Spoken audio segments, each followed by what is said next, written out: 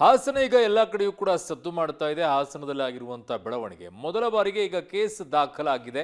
ಈ ವಿಚಾರದಲ್ಲಿ ಹಾಸನದಲ್ಲಿ ಸಂಸದರಾದಂಥ ಪ್ರಜ್ವಲ್ ರೇವಣ್ಣ ಅವರ ಮೇಲೆ ನಡೀತಾ ಇರುವಂಥ ಆರೋಪ ಏನಿದೆ, ಅವರ ಲೈಂಗಿಕ ದೌರ್ಜನ್ಯ ಆರೋಪ, ಹಾಸನದ ಹೊಳೆನರಸೀಪುರದಲ್ಲಿ ಮೊದಲ FIR ಈಗ ದಾಖಲಾಗಿದೆ. ಸಂತ್ರಸ್ತೆ ಕೊಟ್ಟಂತ ದೂರು ಆಧರಿಸಿ ಈಗ ಸಂಸದ ಪ್ರಜ್ವಲ್ ವಿರುದ್ಧ ಕೇಸ್ ದಾಖಲಾಗಿದೆ. ಪ್ರಜ್ವಲ್ ವಿರುದ್ಧ ಲೈಂಗಿಕ ದೌರ್ಜನ್ಯ ಬೆದರಿಕೆಯ ಆರೋಪದಡಿ FIR ದಾಖಲಾಗಿರೋದು.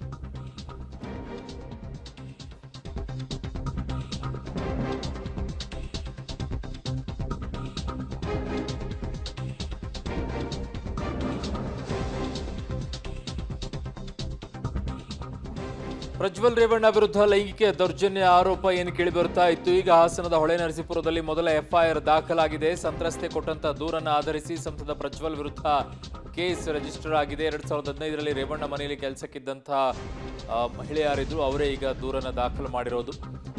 ಹಾಸನದ ಹೊಳೆನರಸೀಪುರದಲ್ಲಿ ಮೊದಲ FIR ದಾಖಲಾಗಿದೆ. ಪ್ರಜ್ವಲ್ ವಿರುದ್ಧ ಲೈಂಗಿಕ ದೌರ್ಜನ್ಯ ಬೆದರಿಕೆ ಆರೋಪದಡಿ ಈಗ ದೂರು ದಾಖಲಾಗಿದೆ. ಪ್ರಜ್ವಲ್ ವಿರುದ್ಧ ಲೈಂಗಿಕ ದೌರ್ಜನ್ಯ ಬೆದರಿಕೆ ಆರೋಪದಡಿ FIR ದಾಖಲಾಗಿದೆ. 2015ರಲ್ಲಿ ರೇವಣ್ಣ ಮನೆಯಲ್ಲಿ ಕೆಲಸಕ್ಕಿದ್ದ ಸಂತ್ರಸ್ತೆಯಿಂದ ಈ ದೂರು ದಾಖಲಾಗಿರೋದೀಗ.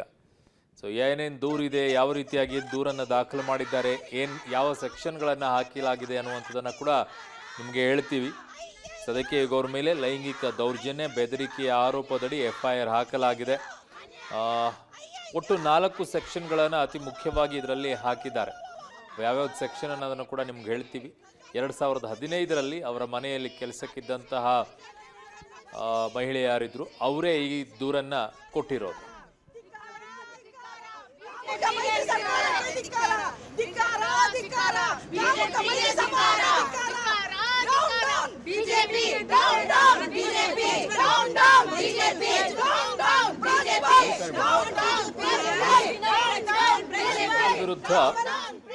ಪ್ರಜ್ವಲ್ ವಿರುದ್ಧ ಈಗ ಹಾಸನದ ಹೊಳೆನರಸೀಪುರದಲ್ಲಿ FIR ದಾಖಲಾಗಿದೆ.